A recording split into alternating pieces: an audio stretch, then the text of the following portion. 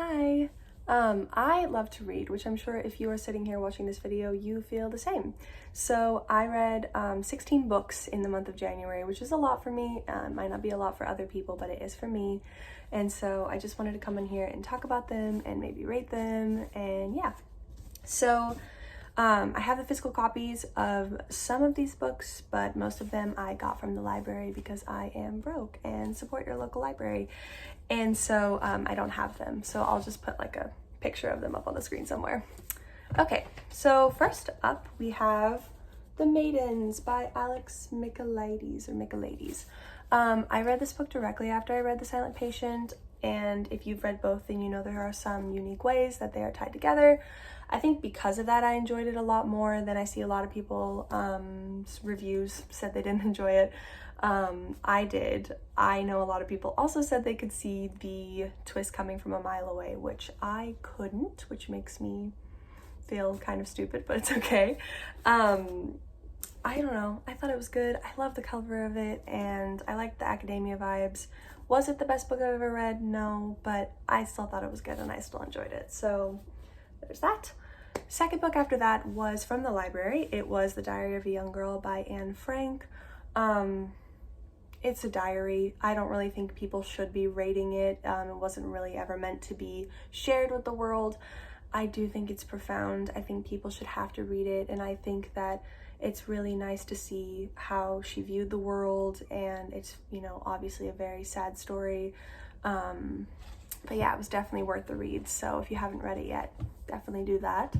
After that was actually my most anticipated read that I had with me, which was Alone with You in the Ether by Olivia Blake.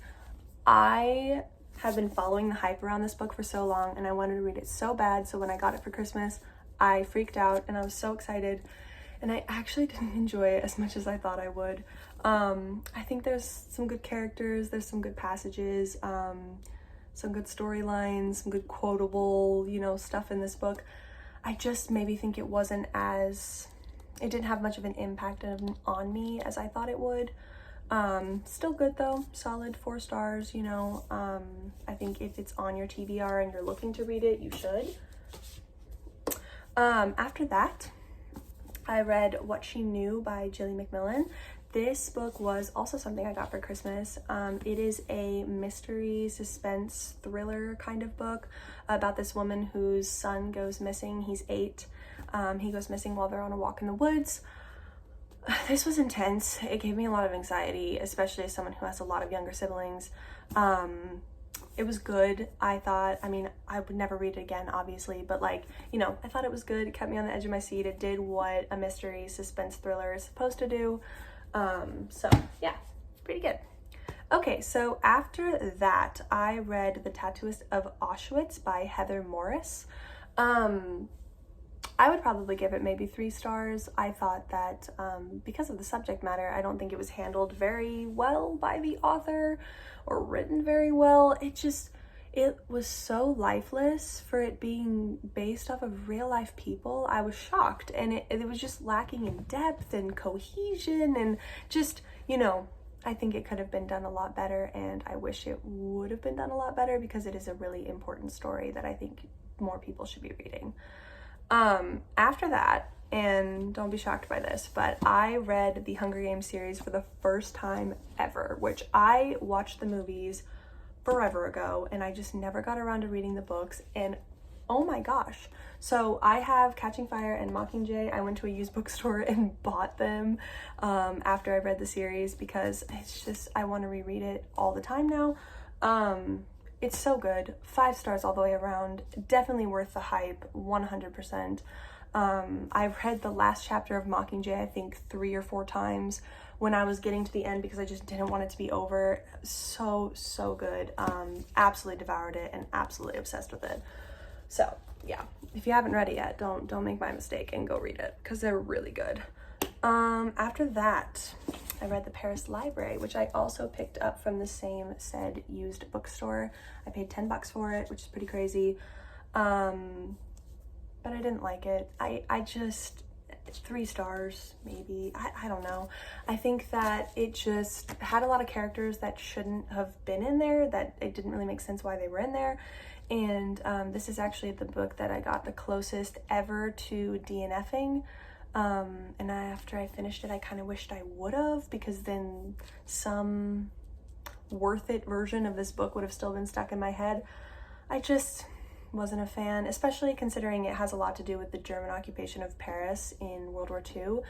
I feel like it could have been handled so much better, and I just wasn't that, impressed, I guess, with it. So yeah, sorry if you really loved it. After that, I read The Housemaid by Sarah Denzel, and I ended up getting it on an online library, and I thought that I was getting The Housemaid by Frida McFadden. So I didn't realize until I was about halfway through the book that it was the wrong housemaid. So I ended up finishing it anyways because I didn't want to waste all that effort that I had put into it.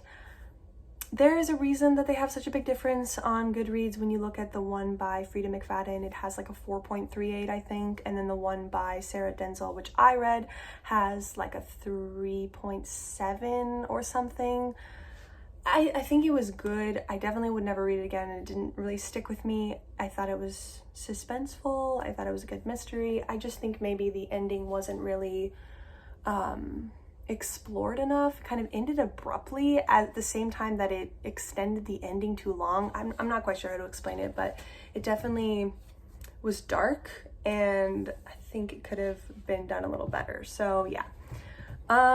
After that, I got these books from the library, and I loved them so much that I went to a used bookstore and found them so that I could own them, so that I could reread them a million times, and that is Dance of Thieves and Vow of Thieves by Mary E. Pearson. Oh my gosh, these books, I read this one in a day and this one in another day because they're just so good. And I didn't read the Remnant Chronicles beforehand, but now I definitely will.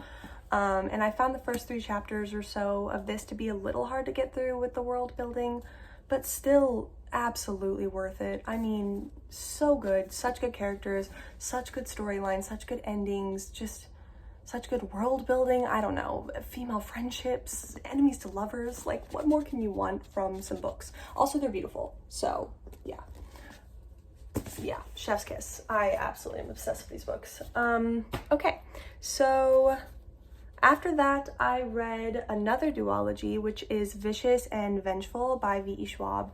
They're books about people who turn themselves into, like, give themselves superhuman capabilities. And wow, I enjoyed those books so much more than I thought I would. When I read the synopsis, it didn't really seem like something for me, but I like a lot of V.E. Schwab's work, so I decided to check them out anyways. And so good, so entertaining, so exciting. A lot of people said that the second book was too long. I felt like it wasn't long enough. I think I could read 4 or 5 books about those characters. I just really, really enjoyed them a lot, and yeah, loved them a lot. Solid 4.5 stars for each, After that, I read Know My Name by Chanel Miller, and that was a really rough read. It is a memoir, and it does have a lot of triggering stuff in it, so definitely check the trigger warning. It was absolutely profound. I think it should be something that everyone has to read. I think that Chanel Miller is such an amazing woman, and I just, it was very hard to get through and worth every single second. And yeah, definitely check it out. It is so beautiful and so good, and just so, yeah, it's a rough read, but it is so good. So after that, I read If I Had Your Face by Frances Cha, and this was technically the last book that I read in the month of January. I did start Love in Other Words by Kristen Lauren, but I didn't finish it until February, so I'm not going to include it. If I Had Your Face by Frances Cha was very good. It was about exploring Korean womanhood and like female friendships, and then a lot about like the beauty standards and like what people do as a result of them with like plastic surgery and stuff like that in Korea. It was very beautiful read. it ended very abruptly in my opinion. I think I really wished that I could have read more. I wasn't really ready for it to be over when it was over. But yeah, just is very good. It follows the story of like 5 or so different women, I think, and I really enjoyed it. So definitely check it out if it's something you'd be interested in. Okay, so that is all the books that I read in January. Let me know your thoughts, if you love some of these books, if you hate them, if you want to read them, you know. If you have any recommendations for me, also leave those in. I am always looking for new books to read. And yeah, and let me know what you're currently reading because I would love to see. So thank you for watching.